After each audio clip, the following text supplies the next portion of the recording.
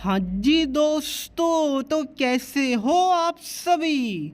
प्यारे बच्चों, जैसा कि सीबीएसई वाले बच्चों का अभी भी बोर्ड एग्जाम ऑन गोइंग है, बट मैं आपको बता दूं कि आपके सारे सब्जेक्ट का, यानी कि जो सब्जेक्ट का एग्जाम आपका ओवर हो चुका है, उन सारे सब्जेक्ट का मार्किंग स्कीम को प्रिपेयर कर लिया गया है, एज वेल एज आपका जो कॉपी चेकिंग है वो उस मार्किंग स्कीम के अकॉर्डिंग स्टार्ट हो चुका है। तो यहाँ पर मैं अंदर की बातें बताने जा रहा हूँ, कॉन्फिडेंशियल चीज़ें, क्योंकि काफ़ी सारे टीचर्स आपके कॉपी को चेक करने गए हैं। आइडेंटिटी को रिवील नहीं किया जा सकता, बट मैं आपको बताऊंगा कि इस बार इंस्ट्रक्शन क्या क्या दिया गया है टीचर्स को कॉपी को चेक करने टाइम। तो फटाफट वीडियो को लाइक कर दीजिए एंड चैनल पे नए आए दिन सब्सक्राइब भी ज़रूर कर दीजिएगा।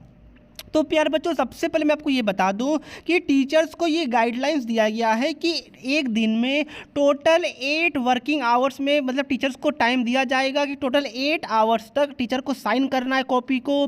टीचर्स को प्रॉपर एसी रूम के अंदर बैठाया गया है, एज वेल एज एक दिन के अंदर उनको 20 to 25 कॉपी को ही चेक करने दिया जा रहा है।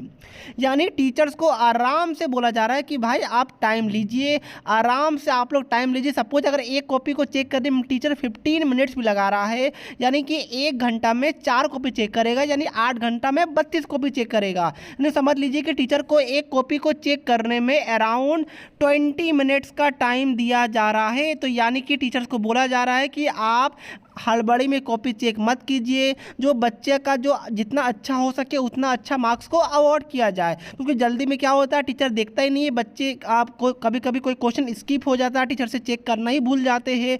तो वो सब बेसिक गलती आपका सीबीएसई बोर्ड के कॉपी चेकिंग में कभी भी नहीं होने वाला है। क्या बात क्लियर है? Very good. अब मैं आपको बता दूं प्यारे बच्चों, तो सीबीएसई का मार्किंग स्कीम जो बनाया गया हर एक सब्जेक्ट के लिए, लाइक अगर मैं क्लास 10 साइंस की बात करूं या क्लास 12 फिजिक्स की बात करूं, तो ध्यान रखिएगा जो मार्किंग स्कीम है उसमें केवल की पॉइंट्स लिखा हुआ रहता है, बट उसमें एक और पॉइंट लिखा हुआ रहता है कि अगर ये मार्किंग स्कीम के अनुसार बच्चे का आंसर मैच नहीं कर रहा है, बट वो आंसर आपके हिसाब से रेलिवेंट है, सही है, तो उसमें भी बच्चे को फुल मार्क्स अवॉर्ड किया जाए। बट मैं आपको एमसीक्यू की बात करूं तो एमसीक्यू में जो सीबीएसई का मार्किंग स्कीम है वही फॉलो होगा, यानी टीचर अपने हिसाब से एमसीक्यू का आंसर को चेंज नहीं कर सकते हैं। ओके, तो ये चीज़ दिमाग में रखिएगा कि एमसीक्यू में सही तो सही, गलत तो गलत, उसमें कोई स्टेप कुछ भी नहीं देखा जाता है। आपको मिलेगा 1 मार्क या फिर 0 मार्क मिलेगा, बस आपका आंसर को ही चेक किया जाता है, नथिंग एल्स। क्या बात क्लियर है? Very good. अब देखिए प्यारे बच्चों, सीबीएसई पूरा जी जान लगा रहा है कि कॉपी को जितना जल्दी हो सके उतना जल्दी चेक करके आपके रिजल्ट को डिक्लेयर किया जाए।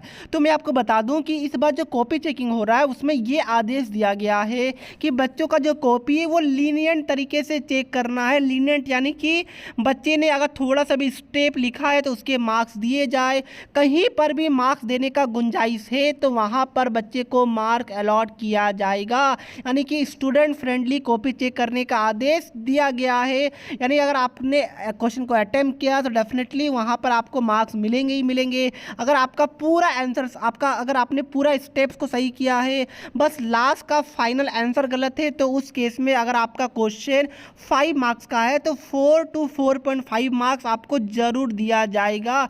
मोस्टली 4 मार्क्स दिया जाएगा अगर वो 5 मार्क्स का क्वेश्चन है, और अगर आपका स्टेप सही है, बस फाइनल का आंसर गलत है। क्या बात क्लियर है? तो उसका आपको टेंशन नहीं लेना है। मैं बता दूं कि सीबीएसई पूरा कोशिश में है कि इस बार जो आपका रिजल्ट है वो any how end of April में रिजल्ट को डिक्लेयर कर दिया जाए, क्योंकि मई में आपको पता होगा इलेक्शन भी शेड्यूल्ड है, तो उससे पहले डेफिनेटली आपके रिजल्ट को डिक्लेयर किया जाएगा। तो इस बार रिजल्ट सबसे जल्दी आपका डिक्लेयर होने के चांसेस है। ओके, तो यही आपके लिए लेटेस्ट अपडेट था। दोस्तों को भी शेयर कीजिए ताकि उन तक भी अपडेट पहुंच सके। सब्सक्राइब लाइक पे कंजूसी मत कीजिएगा। सो जय हिंद, जय भारत।